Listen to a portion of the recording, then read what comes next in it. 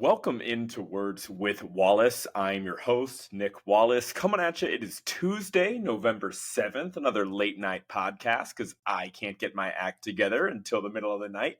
But here we are, happy to talk to you guys today. Hopefully, you guys have enjoyed week 2 in the NBA as much as I have.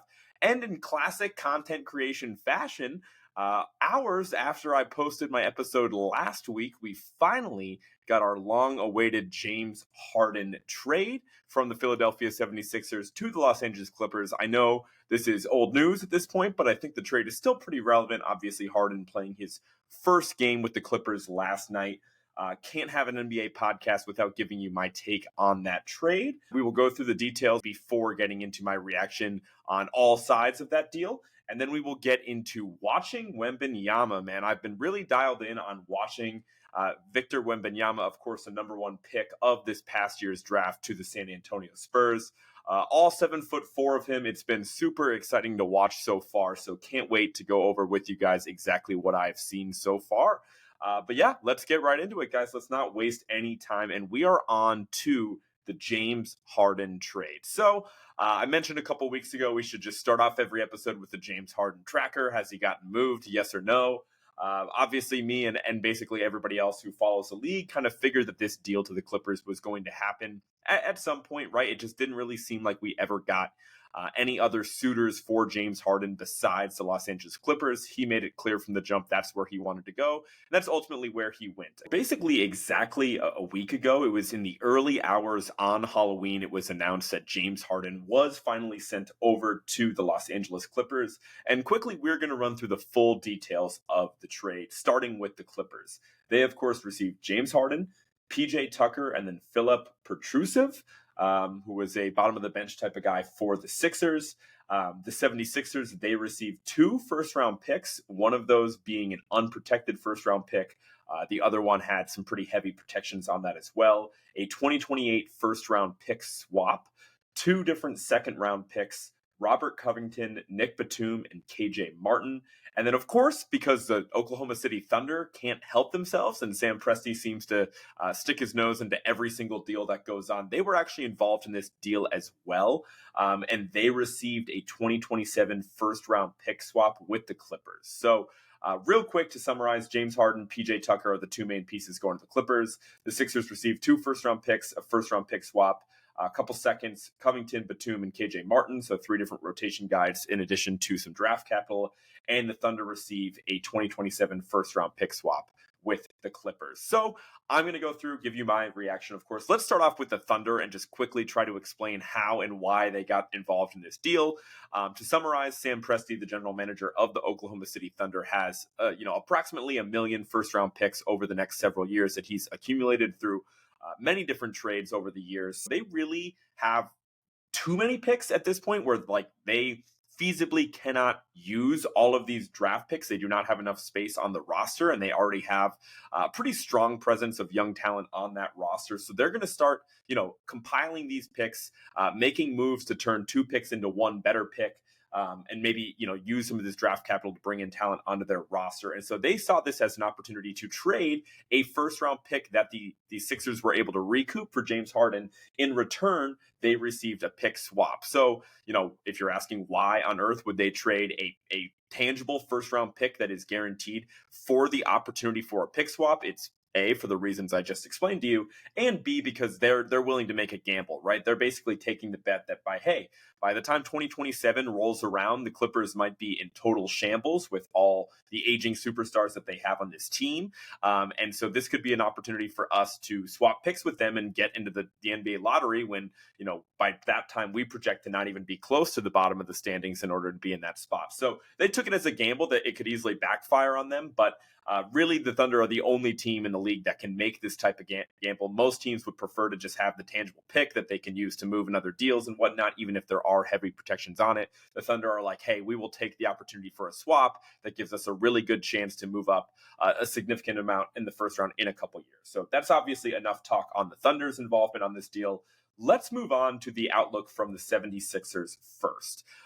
After reviewing that deal, I really like what Daryl Morey and the Philadelphia 76ers were able to get in return for James Harden.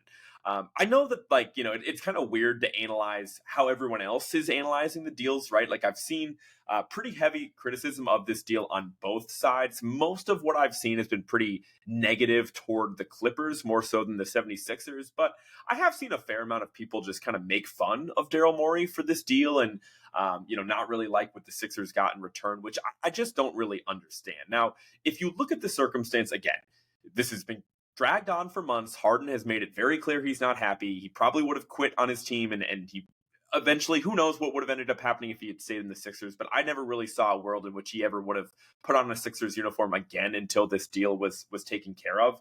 So he was just really a dark cloud that was going to be hanging over a team that's started the year really successfully by all accounts. So, the Clippers or the Sixers were able to kind of take a win on this just in the fact that they were able to take care of this early. The earlier you can get James Harden away from the team in the state that he was in, the better. So that is a massive W within itself. Also, we remind you that he's 33, 34 years old at this point in time, only under contract for this upcoming season. And most importantly, like, their hands were tied, right? Like, this guy, again, was not going to play for their team, and they were able to recoup 2 firsts, a first round pick swap, a couple seconds, and some role players. I think that's a pretty solid return. Now, if you're making fun of Daryl Morey, you can just make fun of the fact that he just absolutely loved James Harden, and so there might be some real heartbreak here. Like, that was his guy. Morey, in his stint with the Rockets, was obviously known as one of the pioneers for NBA analytics, and he's always been really analytics driven. And Harden kind of broke the metric with his 2018 season when he won MVP and how efficient he was as a scorer and all that good stuff. Like, there's crazy stats that back that up. And it seemed like Daryl was kind of blinded by what Harden was during his time at the Rockets, maybe thinking he could still kind of rejuvenate some of that time with him getting back on the 76ers. And so if you want to make fun of him, you can make fun of for the fact that, he went out and got his guy. He met him at the airport. There was that corny photo of them kind of embracing when he acquired James Harden from the Brooklyn Nets. So that's kind of funny to make fun of. But if you're looking at the logistics of the deal and the situation that Philly was in just in the past couple months, it's a massive win for the Sixers. And if you want to go even farther back to the fact that, they got rid of Ben Simmons to acquire James Harden, like, whatever you think of Harden and whatever you think of how disappointing the Sixers were in the playoffs the past couple years, it's still an upgrade over whatever Ben Simmons was the past 2 years. They had a real chance to win with Embiid playing at an MVP level, and they went out and they got a real superstar to complement him, and they tried their best. They obviously came up short, but I think what they got from Harden was a real success. So, and not only that, I don't think the Sixers are done making moves, right? They gained a lot of flexibility in terms of contracts and cap space to put themselves in a position to make another move later this year. I don't think that this is going to be a move that comes anytime soon. Obviously, again, we're only 2 weeks into the season as I sit here and record this. So no other teams out there are going to be really looking to make a move. Nobody's trying to pull the plug on what they have going on this early in the season. But because they were able to get this James Harden deal done early, you can develop a real rotation, get an extended look at Tyrese Maxey as that point guard, as that primary ball handler, see what he looks like alongside Joel Embiid, who's obviously been fantastic this season as well. Develop your rotation around those two guys, and then evaluate what you need at the trade deadline. So they are going to have, contracts to move around. They have a bunch of wings that they can throw out. They're getting 3 wings back in this deal in again, Robert Covington, Nick Batum, and KJ Martin, guys that provide a decent amount of defensive versatility, and have obviously, as far as Covington and Batum, been in the league a while. So again, I just think that, this move, they're not done making moves for the 76ers. They've looked incredible early on this season. Maxey looks fantastic, averaging 26, 7, and 5. And again, just a 7-game sample size here. But he's also making really big strides as a playmaker as well. So again, I think the arrow's pointing up, and there's really not a negative spin on this for the 76ers from where I'm sitting looking at this deal. Let's move on to the Los Angeles Clippers. So my big takeaway from their side of this deal is, how did they find a way to go all in when I already thought that they were all in? So that's kind of the interesting thing here, right? Like, given the situation and everything I just said for both sides, this is an overpay. This is an overpay for James Harden. I will admit that first and foremost, right? Again, you're giving up multiple firsts. You're giving up a slew of role players for a guy that's quit on several teams, literally quit on 3 teams already. He's aging. He has underperformed in the playoffs, and he's only under contract through this season. So in a nutshell, yes, it is an overpay for James Harden. However, I do believe that this makes the Clippers a better team for this season, and I think that is all the Clippers care about. they are already all in, as we've talked about. Their superstars are aging. Their superstars cannot stay healthy.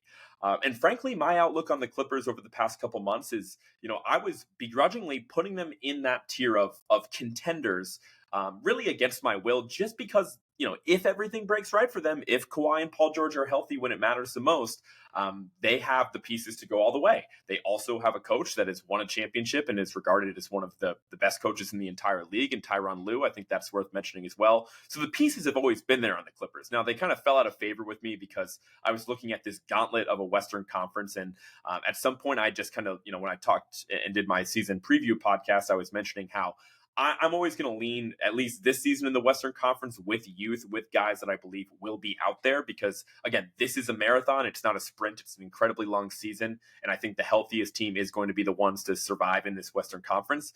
And I think, not to say that they traded for a spring chicken in James Harden by any means, but to his credit, he's been relatively durable, at least during the regular season. And I think he is going to help them win regular season games. And I think, all things considered, this puts the Clippers back into that contender tier. Now, I'm not doing a full tier ranking here. I don't fully believe that they are one of the top contenders in the league, but I define contender as, how many teams in the league can you really say, is there even a path for them to feasibly win a championship this season? And I think the Clippers are now on this list. They're right there with Denver, with Boston, with the Lakers, I think, are in that conversation. The Warriors as well, the Bucks, of course, maybe Philly if things break their way. But this isn't a long list, right? It's kind of like 7 teams at the absolute maximum that you would put there. And I think the Clippers are back in this group. So again, it also benefits the Clippers to, again, get this deal done early. It's kind of a win-win in that regard that they were able to get this thing over with. Same thing I said for Philly, because again, if there's any good team in the NBA that lacks cohesion and lacks minutes played, but amongst their best players, it was the Clippers. Like, the amount of games that Kawhi and Paul George played together last year was staggeringly low heading into the playoffs. So there really wasn't much optimism there. They have a real opportunity this season to develop some chemistry, see what that rotation looks like. Maybe they have another move to make, just like Philly at the trade deadline, but we're a ways away from that. I know they have a lot less flexibility than Philadelphia does right now. But there is a lot to like about the Clippers getting better this season. Now, again, it is an overpay, but in a nutshell, all they really care about is having stars in the building for their precious new arena that I believe opens up next year, and finding a way to maximize this window with Kawhi and Paul George. It's going to be really, really shitty for the Clippers in about 2 years either way. Like, there's really no way that this, they come out on top in 2 years and being in position for, a sneaky contender or a team on the fringe in a couple of years. No, they are going to be at the bottom of the standings in a couple of years. Everybody in that building kind of knows that. It's just a matter of if they can finally bring a championship to this team. And that's all they're really concerned about. And I must say that I do think this makes the Clippers better.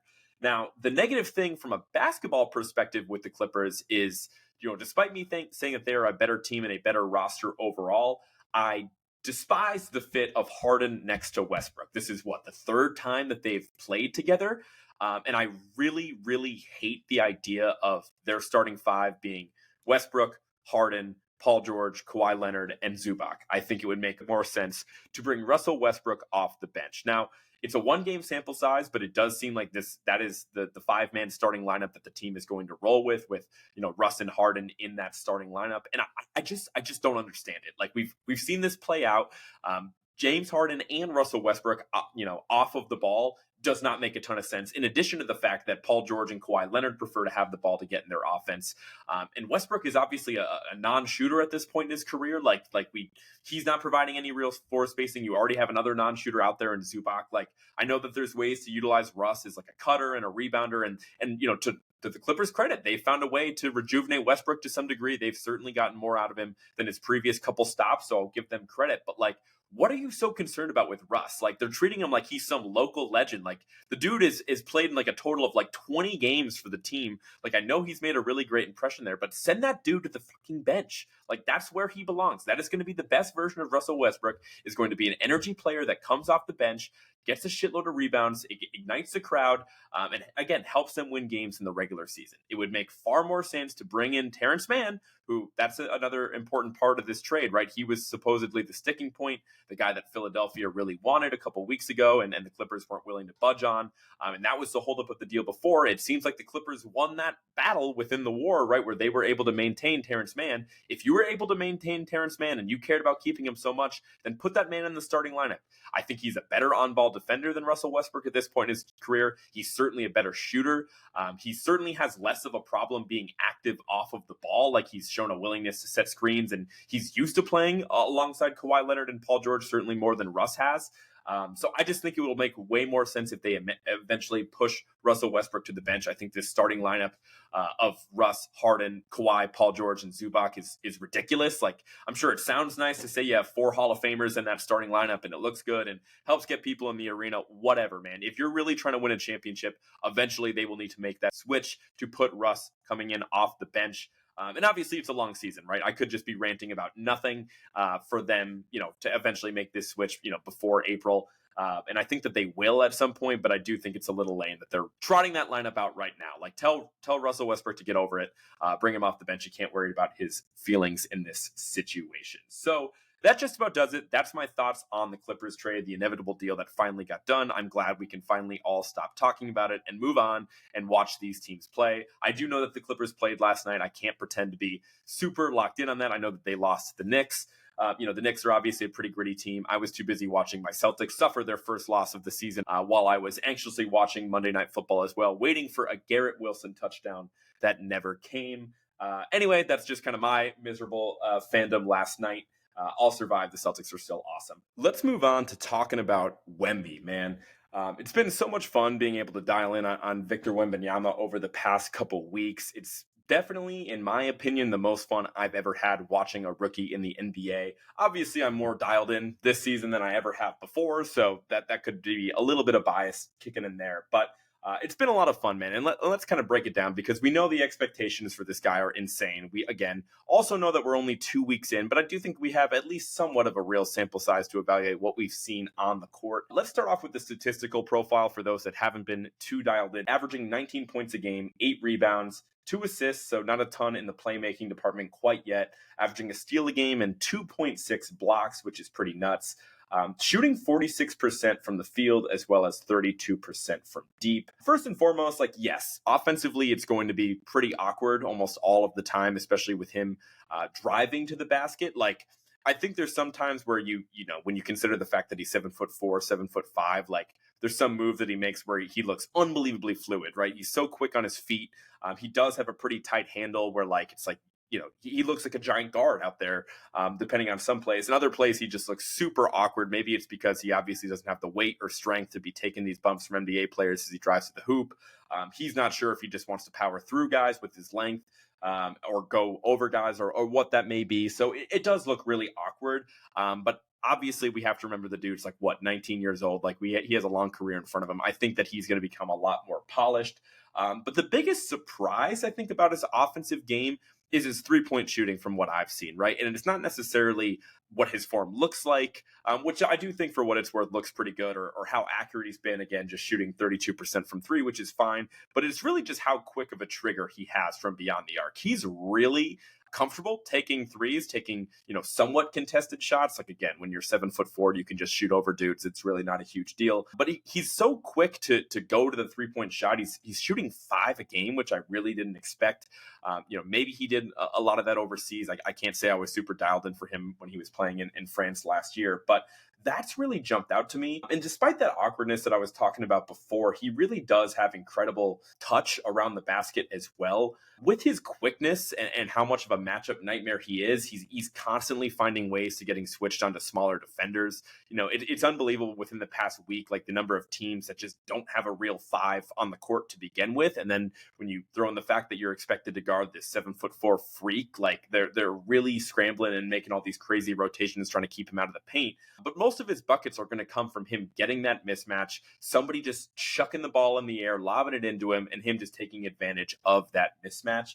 And I do think for how awkward he can be driving to the hoop at times, his touch around the basket is obviously incredible. He's got a super soft touch, and he does finish quite well.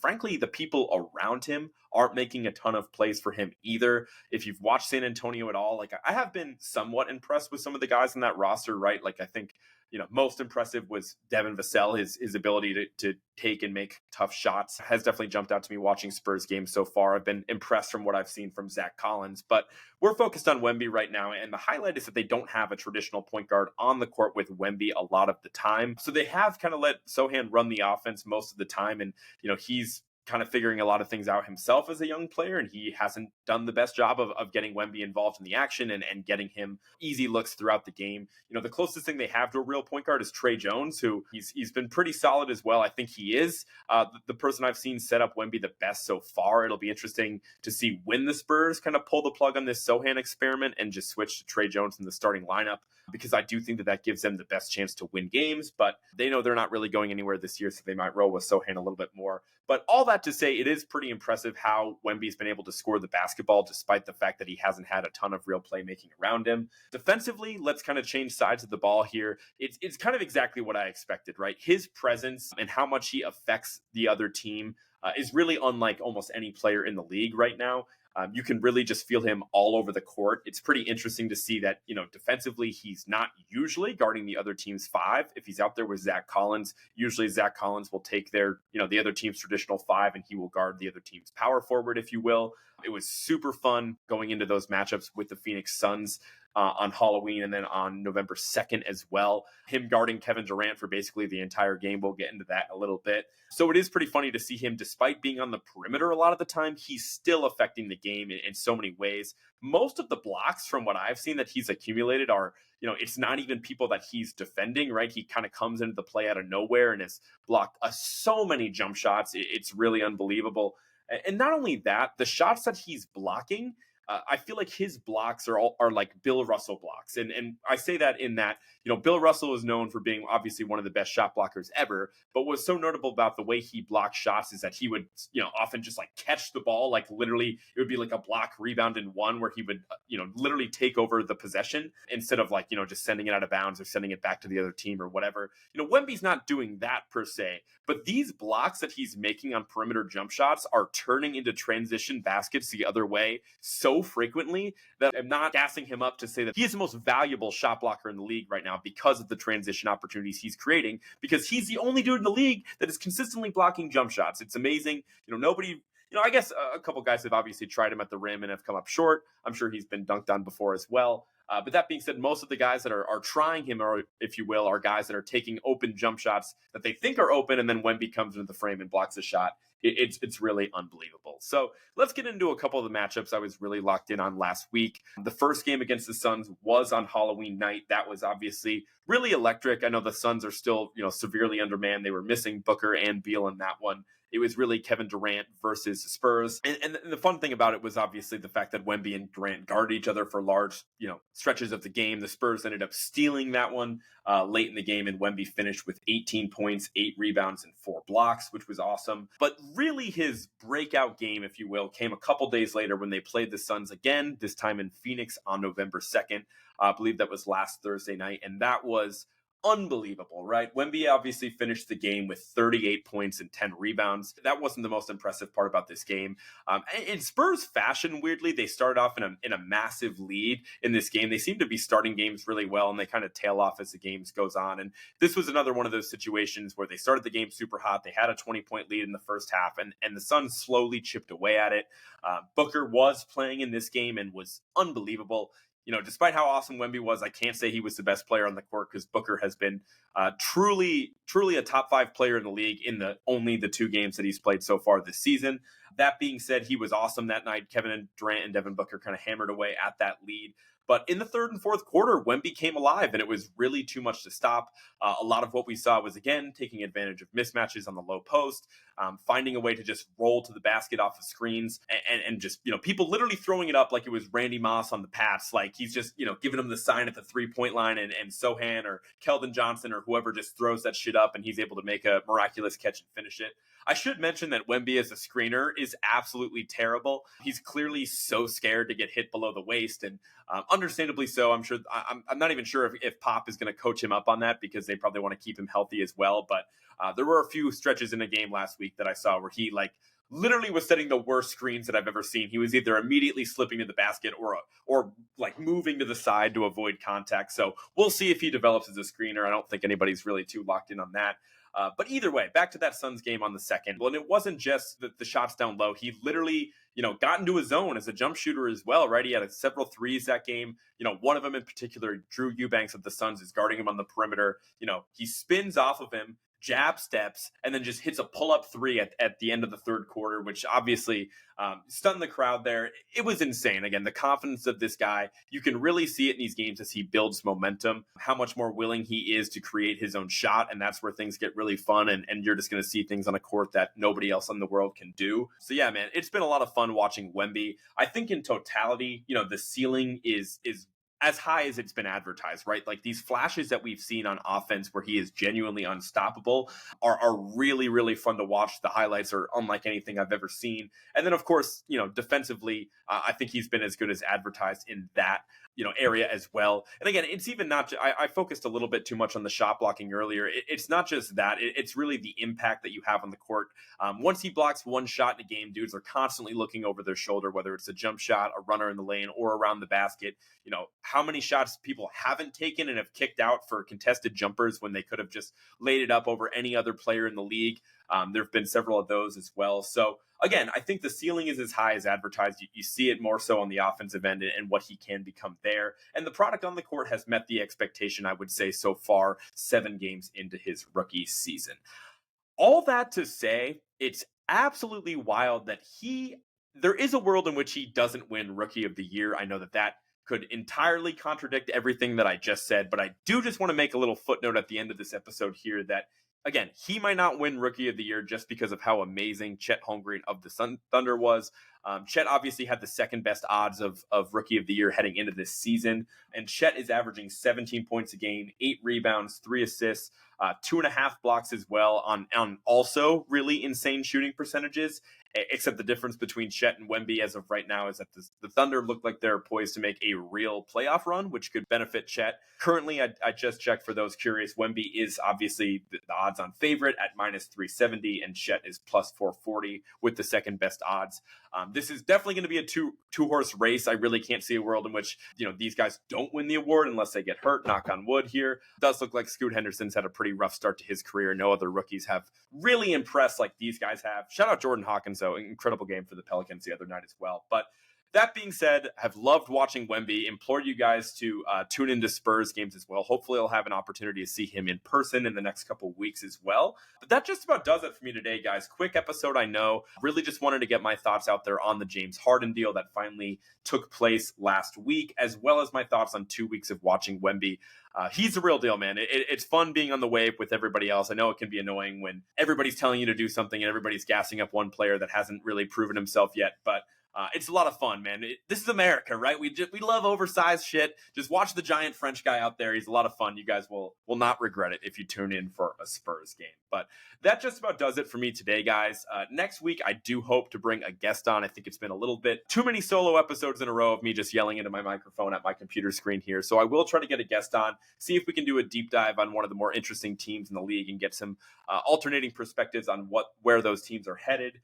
If not, and I do end up doing my own episode, I'm thinking about doing the top 5 breakout players of this season. Really the guys that have impressed me the most, because I do have a long list of guys that I've absolutely loved watching and really dialing in on some of these surprise players early in the season. So with that, I will let you guys go. Be sure to follow at Words with Wallace on everything, on Spotify, Apple Music, wherever you get your podcasts, on Instagram, Facebook, Twitter, YouTube as well, at Words with Wallace there. And I will talk to you guys next week. Peace.